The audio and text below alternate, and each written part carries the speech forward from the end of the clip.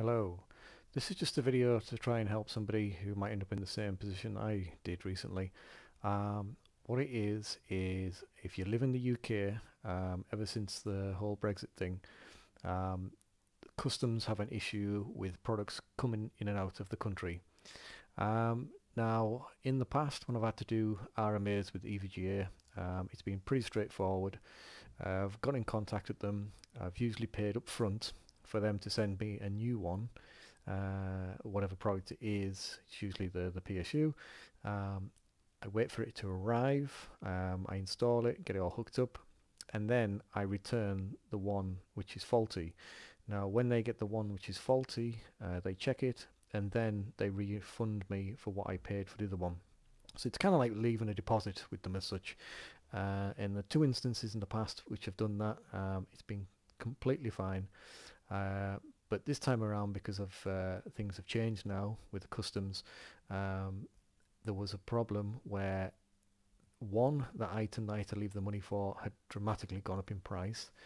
Two, when it was shipped to me, UK Customs charged me £75, which I'm now going to reclaim because I can.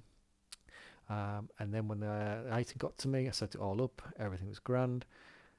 I then tried to send my PSU back over to Germany. They gave me the address, which you can see on screen, and I sent that off with UPS, and I filled in everything else that they kind of asked for.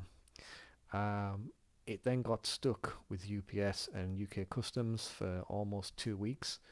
During that time, I got in touch with them. They asked for some more information, which I was able to get hold of, which was the EVGA's VAT number, and then I got hold of a tariff code, and I sent through a revised one. They reissued me it would go, it never did. Long story short, it ended up coming back to me, so there was, I think it was like £28 lost. I then got in touch with the EVGA and I said, look, I tried to send this out. I'm having problems getting this faulty one back to you. Is there any other information that you can give to me or that would help pass through the customs? They then told me they would send through, if I pronounce this correctly, it's a pro forma invoice. You tend to get them with the items that they send you. Normally, if you get an item from the EU, when you open it up, you'll find that there's 3 of these slips inside. And it's like a very brief customs document, and it's called a pro forma invoice. They emailed that through to me and told me to make 3 copies of it and then send it with the parcel. Now I went through UPS again, put in all the details that they gave me this time around, and at the end of it, it said that the receiver was probably going to get charged tax on their side. Now the annoying thing is that when EVGA tell you to send the item, is they ask you to make sure it's insured. Obviously, if it gets lost in the post, you can get your money back. But the problem is, the higher the number that you put on for how much the item's worth, the higher the tax will be that the other person receives on the other side. Now, to drop this down, what we ended up having to do was that the amount I had to claim that the PSU was worth that I was sending back was €130, matching the Proforma invoice amount, which was €130. If I put on there that it was worth, say, 220, but the invoice that I was sending it back with was 130, there was a chance it was going to get stopped. So there's a bit of an issue here where if it does get lost, you're only going to be covered to the €130. But the chances of it passing through the customs okay is much better. So I put all the details in, but it was still telling me that on Germany's side, when it was got to the shop, it was still going to be getting charged. I think it's something like about €24. I then spent the next 10 days asking EVGA what will happen when, because I read in a forum where people were sending parcels. The shop was seeing that there was tax to be paid and they were refusing them, and then they were coming back to the UK. And not only when they were coming back to the UK, but some of them were then getting taxed to get their own parcel back. So absolute nightmare for some people. Now, I didn't want this to happen to myself, so like I say, I spent days sending messages. What will happen if this? I can't do that. You're going to get charged this. What happens if you get charged this? Will it get sent back to me? And I say, because it was taking days for them to reply, it took 10 days for us to finally get a solution. And the solution was basically they ended up sending through their own packing label, prepaid and everything filled in the way it needed to be.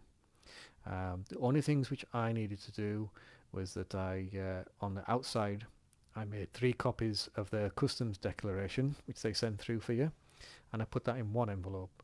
And then in a separate envelope near the address, I put in 3 of the pro forma invoices as well. So I had the address, what it was going back to, the label they sent me, and I had 2 separate little envelopes attached to the outside of the box, one for the normal customs documents and one for the pro forma. Now, obviously that saved me money sending it back the second time, and I'm happy to say that that went through smooth, no stoppages, no hold-ups, no nothing. And it got there and they've reimbursed my money and everything else, so happy days again. It's took, because they give you a 30 days deadline for when you get the item, for when you have to get the faulty one back. It took me the 30 days. Now, they were nice enough to say they would extend it by a little bit, just to give me more time to send it back. But because of this whole new customs thing and trying to get parcels there, and because obviously they don't want to pay tax on their side, it was a bit of a nightmare. But yeah, if possible, I would just go straight to the end and ask them if they can, just to give you their own label, send their own label through for you. If they can do that, then it's, yeah, you're straight away gonna probably be able to get your parcel where it needs to be. But I don't know if they're maybe a bit hesitant in doing that, because obviously they're having to pay for that. So, but if possible, try and get the label straight away from them. Failing that, if they won't do that and you're having to pay for your own shipping, then on screen that's the address, which they're going to give you anyway. The other info on here, the phone number and the email, you'll probably be able to find out, but the tariff code on some of the customs things you might need, and you might need the VAT as well.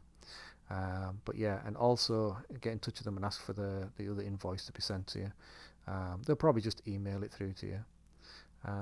Again, this is the thing I had to go through. Some people will probably go through a lot worse. Some people will have probably no problems at all for some reason.